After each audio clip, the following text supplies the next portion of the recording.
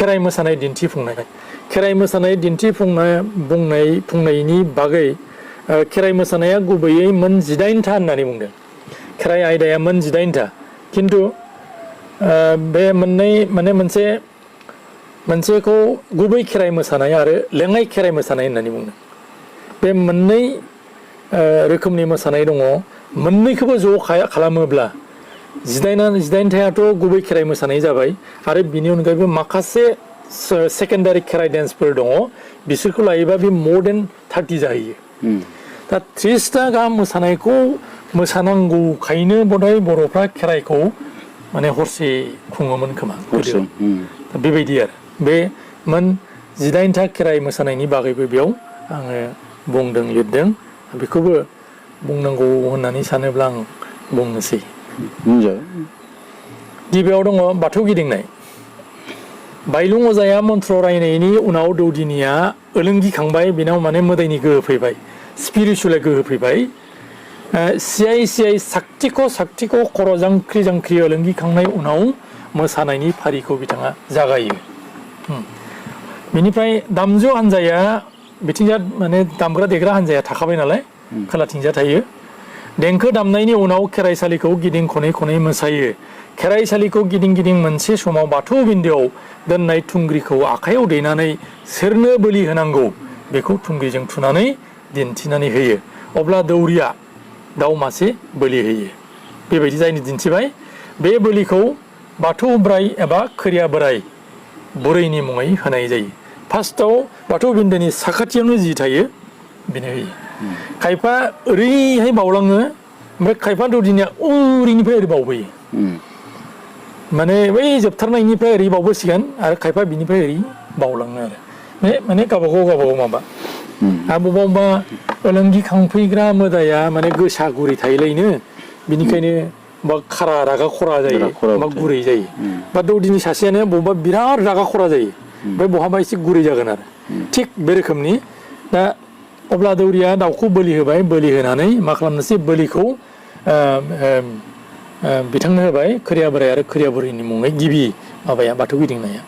doctor Kameswar ब्रह्मनि बायदिब्ला बाथौ बोराइ एबा खोरिया बोरायानो गाहाय मोदाय बेनिखायनो बिथांनो मोजां एबा गोजौ मासि होनाय जायो गय जरा फाथै जराजों लोगोसे गोदोआव अमा मासे बोलि होनानै सिबियोमोन होननानै बिथाङा बुंदों हाथारनाय थैजों लोगोसे अमा खर'खौ बावनानै सिबिनाय नुयोमोन नाथाय अमा बोलि होनायखौ आथिखालाव नुनो मोनलिया गोदोनि माबाया बे रोखोमनि आरो बेनि उनाव सत्रलि एबा सत्राबलि बे मोसानायाव आगदा आखाइजों थुंग्रि लानानै आगसि आखाइजों दाहाल लायो आरो खेराइसालिखौ गिदिं मोसायो बे मोसानायखौ रोनसोन्द्रि मोदायजोनि मुङै मोसायो रोनसोन्द्रि मोदायानो दावहा होनायनि मोदायजो होननानै फोथायबोदों बे मोसानायाव दाउला मासे बोलि होयो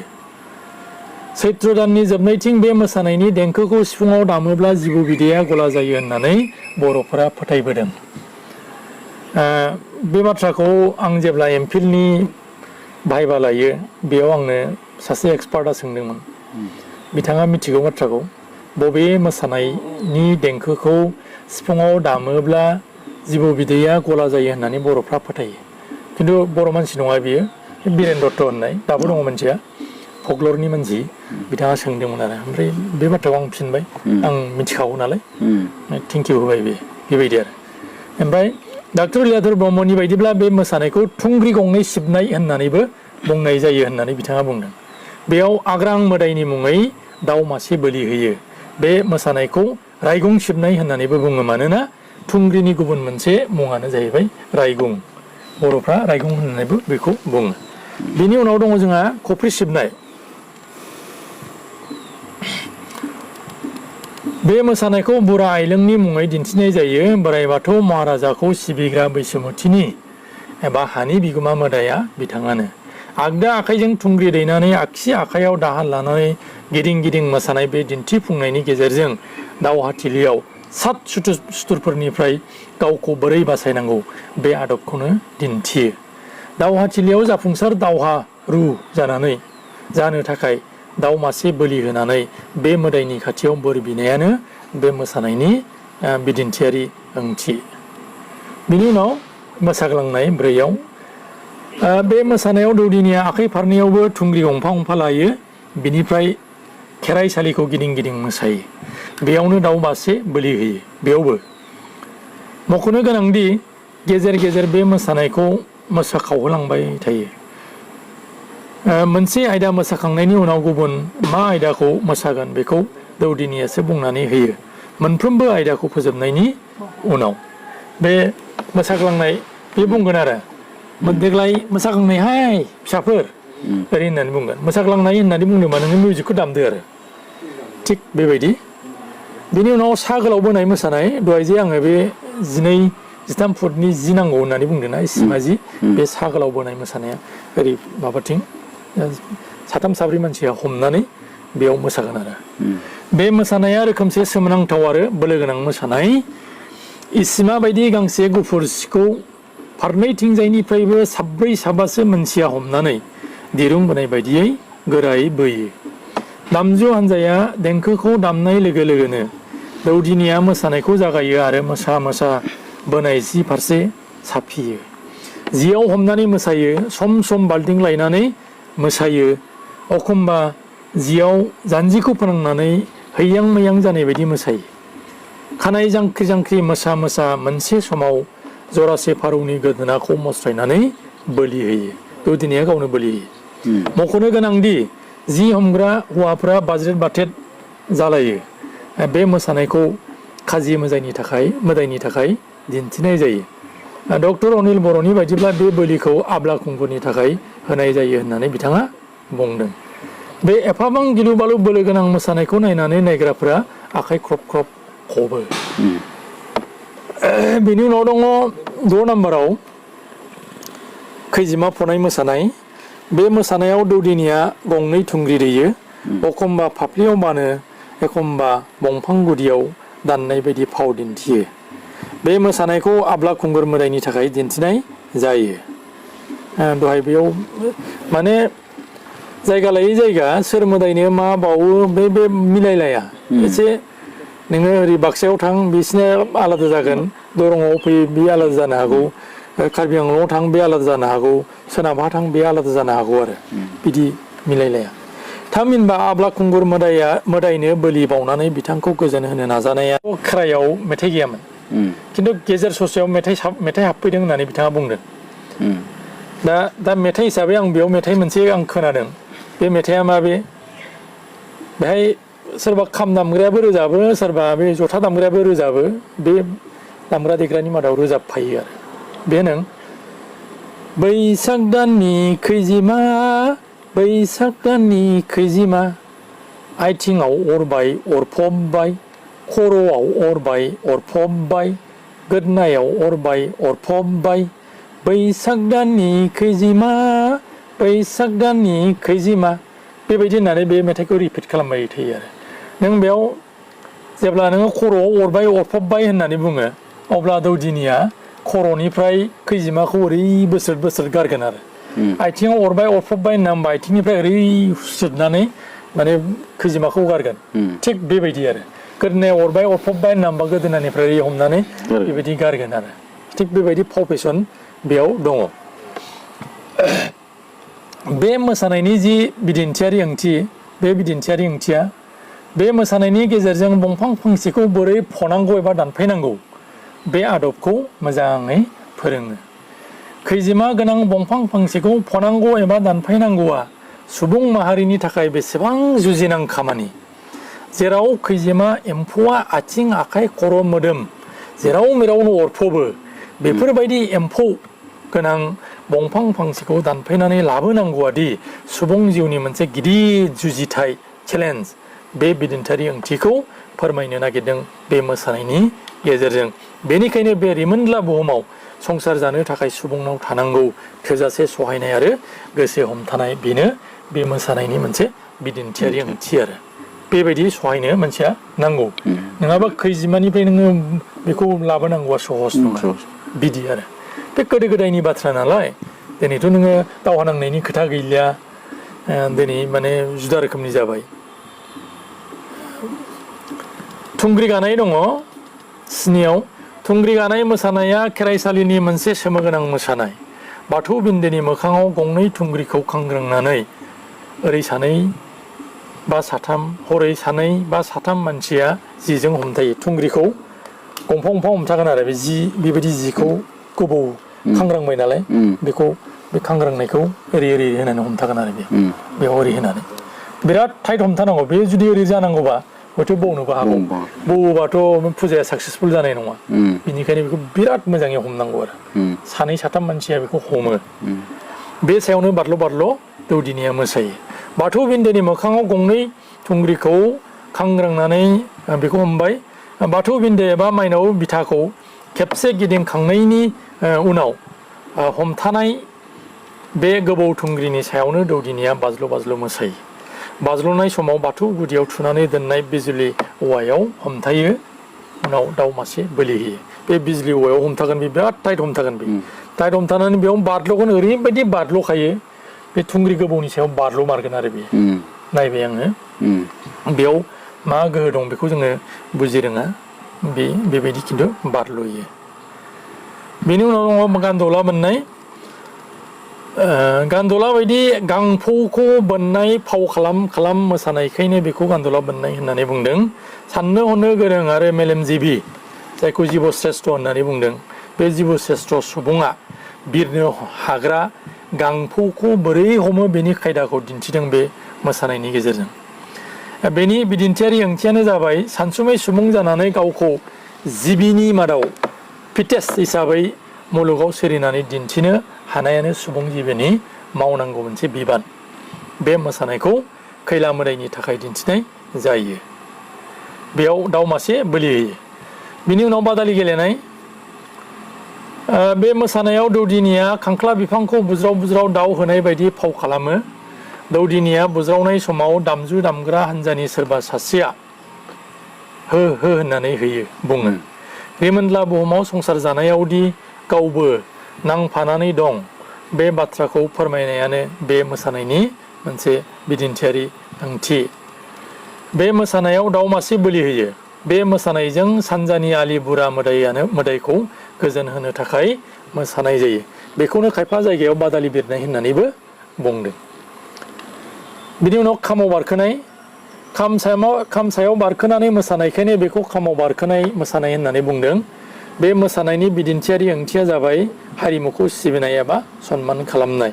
बे मोसानायखौ राजखान्द्रा मोदायनि मुङै मोसानाय जायो गंनै खामखौ दामग्रा सानैबो मोखांजों मोखां थाज्लायलायनानै दामनो हानाय बायदि खाजाबो आरो खाजाबनाय खाम जरानि सिङाव सासे मानसिया हान्थु खेरायनानै खामखौ बिखुंजों बानाय बायदियै थायो जाहाथे खाम सायाव बारखोनानै मोसानाय समाव खामनि दुरुङा जनानै गोग्लैया बेनि थाखाय दामनाया जागायनाय लोगो लोगोनो दौदिनिया दाउ मासे दैनानै एबा गोथाङैनो हमनानै खाम सायाव फिन जाब बारखोयो आरो बेयावनो मोसाबाय थायो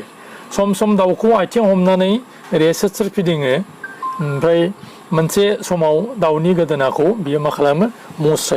मस्रायनानै थैखौ बेयावनो लोङो बे मस्रायनानै थै लोंबाय बे बेहुस जायो बिनिफ्राय बेखौ हाखु दाखु बे माखासे थाफानायफ्रा बे सिख्ला माबासेफ्रा बे हिन्जावफोर थाफायोना बिसोरो हमनानै ओरै सासे हमनानै बाथौ गुदियाव लाबोनानै बे जाथायाव हमहोफैसिगोन आरो बेयाव बे हुस फैसिगोन बिनि उनाव मोसा गेलेनाय बे मोसानायाव दौदिनिया हान्थु खेरायनानै मोसा थाबायनाय बायदि थाबायो दाउला गोजा मासेखौ आथिङाव दिरुं खानानै दौरिया सिगां सिगां बोलाङो बे दाउखौनो बारसिननां फाव खालाम फाखोसे एबा फाखोनै गिदिङो उनाव ग्रेव हमनानै बे दाउखौनो बाग राजानि मुङै बोलि होयो बेनो मोसा गेलेनाय मोसानाय बेनि उनाव दं दाहाल सिबनाय एबा बुनाय दामजु हान्जाया देंखो दामनाय लोगो लोगोनो दौदिनिया मोसानायखौ जागायो बे मोसानायाव दौदिनिया आगसि आखायाव दाहाल गंसे आरो आगदा आखायाव रायदोंनि गन गंसे लायो जस्लं बाज्ल' मोसा एखमबा रायदोंजों दाहालखौ थे बुयो आरो सोर गिदिङो गिदिंनाया आगसि आगदा माने उल्थां फाल्थां गिदिङो मालाबा ओरै गिदिङो बिनि करिय'ग्राफिया मालाबा बेखौनो उल्थाबो गिदिंगोन बेबायदि बे मोसानायाव दाउ मासे बोलि होयो बे बोलिखौ आइलें मोदायनि थाखाय होनाय जायो गावखौ बोरै सात सुथुरनिफ्राय रैखा खालामनांगौ बे आदब खायदाखौनो दिन्थियो दौदिनिया बे मोसानायनि गेजेरजों बिनि उनाव दङ नाव जावनाय मोसानाय जिथामाव फैबाय आखाइयाव थुंग्रि गंनै दैनानै थुंग्रिखौ नाव जावनाय समाव नाव जावग्राया बैथाजों जावनाय बायदि बे थुंग्रिखौ आखाइजों हमनानै फाव खालामै खालामै मोसायो बे ओरै जावगोन आरो बे ओरैहाय बिनिफ्राय बिथिं लालायबाय ओरै जावलायबाय आगसिथिं जावलाय आरो आगदाथिं जावलाय सोलाय सोलाय जावनानै दिन्थियो बे मोसानायाव दौदिनिया फाफ्लियाव मना हरो आरो खर'आव फावरि एबा फागुरि खायो आरोबाव खुगायाव थालिर बिलाइजों बानायनाय गंसे फेंफा थालिर बिलाइखौ थननानै बानायो बे फेंफा बानायो फेंफाखौ सुयो बे मोसानायखौ सौद्रि मोदायनि थाखाय मोसायो आरो बेयाव दाउ मासे बोलि होयो बेनि ओंथिया जाबाय मुलुगाव गावनि जिउ सोलेरखौ गुमनाय बेयाव मोनसे बाथ्रा दंबावो नाव जावनायाव सोरबा फरायसा दंबा बिथांमोनहा मिथिगोन प्रसन्न कुमार बर' खाख्लारिनि मोनसे खन्थाइ दङ बे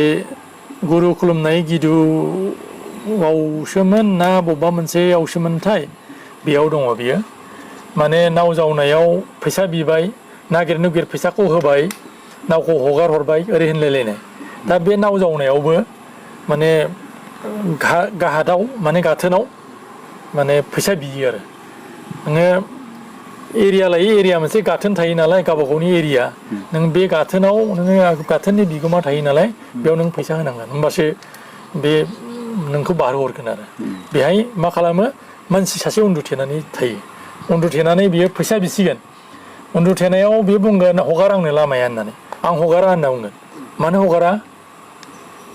होननानै बुंबा बे फिनसिगोन माने बारनायनि फैसा नांगौ होमबा फैसाखौ होबाय हगार हरबाय थिग बे रोखोमनि आरो बिनि उनाव दङ नेवलाय गेलेनाय बे मोसानाया मोसा गेलेनाय मोसानाय बायदिनो बेयावबो हान्थु खेरायनानै सिगांथिं बोनानै लांनाय दाउसा मासेखौ बारसिनहां खालामनानै मोसायो दाउआ जायखिजाया गाबनि जानो हायो बा जायो नेवलायनि अंगि भंगि एबा खावब्ला सिब्ला फाव फेसनजों मोसानायखायनो बेखौ नेवलाय गेलेनाय मोसानाय होननानै बुंनाय जायो नेवलाया जेरै खावब्ला सिब्ला बेबायदि मोसायो बेखौ बेबायदि हान्थु खेरायनानै मोसा खेबनै एबा खेबथाम गिदिं खनखांनायनि उनाव दौदिनिया मोनसे समाव दाउसाखौ सेब हमो आरो थिखानाय मोदायनि मुङै दौरिया बोलि होयो बे मोसानायखौ डक्टर लीलाधर ब्रह्मआ बुंनाय बायदिब्ला बिथाङा लेङाइ एबा उफ्रा खेराइ मोसानाय होननानै बिथाङा बुंदों नाथाय आं बेखौ खेराइनि मोनसे बाहागो हिसाबै मोननो हादों जेब्ला आं माजबातनि जिंगाबिलाव खेराइ नायनो थाङो अब्ला 2002 इं मायथाइनि 9 सेप्तेम्बर खालि फिल्ड स्टाडियाव थाङो अब्ला बेखौ आङो मोसानायखौ नुनो मोन्दों आरो बे खेराइखौ उदालगुरि जिल्लाया खुंदोंमोन बिनि उनाव दङ मैसो गेलेनाय बे मोसानायावबो दौदिनिया मैसोनि फाव फेसन खालामो गावनि आखाइ फारनैखौ खर'आव मैसो गं बायदि दिन्थिनानै मोसायो खेबसे एबा खेबनैसो गिदिंखनखांनायनि उनाव दाउ मासेखौ बोलि होयो बे बावथायखौ आइ दिपावलीनि मुङै होयो होननानै बुंनाय जादों खायफा ट्रेडिसन बियारारफोरा एबा गोदो गोदायनि खोथा बाथ्रा मिथिग्रा बिथांमोनहा मा बुंदों बे मोसानायखौबो लेङाइ मोसानाय एबा उफ्रा खेराइ मोसानाय होननानैसो बुंदों आरो बुंनो नागिरदों थिग बेबायदि बिनि उनाव दङ मुफुर गेलेनाय बे मोसानायनि आखुथायाबो मुफुरनि बायदिनो मुफुरा हाखौ खुरनानै जेरैहाय उनथिं गारहरो थिग बिब्दिनो दौदिनियाबो बाथौ बिन्दो आरो बैसोमाथानि आलिनि सेर सेर थानाय हा गुन्द्राफोरखौ बुरलु आखाइजों बुरलु सारहरो मालाबा ओरै सारहरगोन मालाबा बिथिं सारहरो थिग बेबायदि सारहरो आरो दौदिनिया जेरै खालामो दौरियाबो बेबायदिनो आखु दिन्थिनानै फाव फेसन खालामनायखौ नुनो मोनो मुफुरा हाफावफोराव उरि खुरनानै जानायखौ जेरै मानसिफ्रा होहरनो नाजायो थिग बिब्दिनो आखु दिन्थियो बे मोसानायावबो जोबथारनायाव दाउ मासे बोलि होयो बुरलि बुरैनि मुङै खायफानि बायदिब्ला बेबो मोनसे उफ्रा खेराइ मोसानाय बिनि उनाव दङ गराय दाब्रायनाय बे मोसानायाव खेराइसालिनि सिङाव थानाय माखासे मानसिफोराबो बाहागो लायो बे समाव दौदिनिजों लोगोसे दौरिया गराय दाब्रायग्रा जायो दहाय आं बुंदोंमोन ना थालिर गांखं नांगौ होननानै बे समाव बेखौ गराय बानायो थालिर गांखं मोनसेखौ फारनैथिंजायबो दिरुं खानानै दिरुंखौ फाफ्लियाव आलायनानै बे ओरै फेन्दा गेजेरजों ओरै आलायसिगोन आरो थालिर गांखंखौ आथिं थोंनैनि फेन्दा गेजेराव सोनानै साबुत एबा आखाइजों गरायखौ दाब्रायनाय फाव खालामो दौरिया गराय दाब्रायग्रा दौरि आरो बेयाव बाहागो लाफानाय माखासेफोरा लारि लारि जानानै बाथौ बिन्दो आरो बैसुमुथिनि आलिखौ गिदिं खनो बे समाव अफ्रि लानाय अफ्रि दौलायलायनाय दं बेयाव अफ्रि लानाय सोरबा सासेया बिसोरखौ अफ्रि दौवो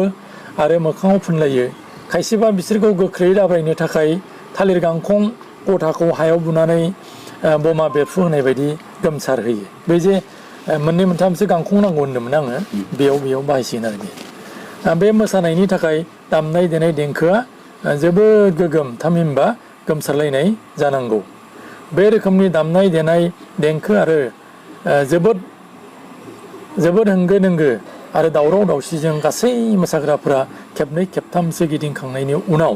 खोला फारसे खारलाङो उनाव दाउ मासे बोलि होयो बे बोलिखौ बैसोमुथि मोदायनि मुङै होनाय जायो बेबायदि बेनि उनाव लास्ट जोबथारनाय बे जाहैबाय जारा फाग्ला मोसानाय जेब्ला सानजा फैसालियाव साना जा नुजाथिबोयो थामहिनबा सोरांबोयो अब्ला बे मोसानायखौ दौदिनिया मोसायो जारा फाग्लानि मुङै मोसानायखाय बे मोसानायखौ जारा फाग्ला मोसानाय होननानै बुंदों बे मोसानाया जारा फाग्लाया बिहामजो मंग्लिखौ माबोरै नागिरदोंमोन बेनि फाव फेसन खालामनानै मोसानाय मोनसे गोसो बोनो हाथाव खेराइ मोसानाय सा स्नि आं दहाय साबा होनना बुंदोंमोन बा साबा बिहामजो गोनां जाराया जोबोद धोनिमोन बेनि मादाव मंग्लिया बयनिख्रुइबो दुइसिनमोन आखल आखु गोनां महर मोखाङावबो समायना गुनि गियानि सैथो धोरोम सिबिसुलि मोसानाय मुसुरनायावबो आखा फाखा मंग्लिखौ बिहाव जाराया बांसिन अनोमोन बे आं दहाय बुंनाय सल'आनो आरो दा बेहाय बिथांखौ नागिरहैसिगोन जारा माने बियो बे समाव बिनि जि दख'ना बे दख'नाया बेनो थायो ओमफ्राय बेयो सोरनावबा बे कट गस्ला बे दाहार लागोन गाननाय जोमनाय बिनिफ्राय मना लागोन बियो ओमफ्राय बे गाम्बारि खामफ्लायखौ फिसा हिसाबै बानानै बियो बिहामजो मंग्लिखौ नागिरनो थाङो ओमफ्राय मा जानोसै बिदि साना जा नुजाबोबाय नालाय रायजो राजाफ्रा थानोसै बे रायजो राजाफोरनि मादाव नागिर बे दै सान्थिनि लथाखौ लाबाय थुंग्रिखौ बानबाय बिदि नागिरनानै दौदिनियाथ' नाया बिदि नागिर मोनसे समाव सोरबा सासे आइजोखौ आं नुनायाव सासे उन्दै गथ' आइजो बेखौ नुदों आं बे उन्दै गथ' आइजोखौ बेयो हमनानै लाबोयो ओमफ्राय हमनानै लाबोबाय गथ'आ गियो थुंग्रि लालायलायनाय लथा लालायलायनाय बेबायदि सिटुवेसनखौ मोनफेराखै बे गिखागोनानो ओमफ्राय होमब्लाबो बयबो रायजो राजाफ्रा बुंबाय नालाय बिमा बिफाफ्राबो न'खरनि मानसिफ्राबो बुंबाय नालाय थां जाम्बि जेबो जाया होनबाय नालाय बे थांफानानै दानिया बे बिहामजो मंग्लि जायखौ बे साजायनानै लाबोबाय बिनिफ्राय बै जौखौ लोंबाय बियो जौ गोथारा जौखौ लोंबाय बेयाव समाव बे बिरिबो सोबबाय गय खिलिबो जाबाय गासिबो जिनिसखौ बे जाबाय आरोखि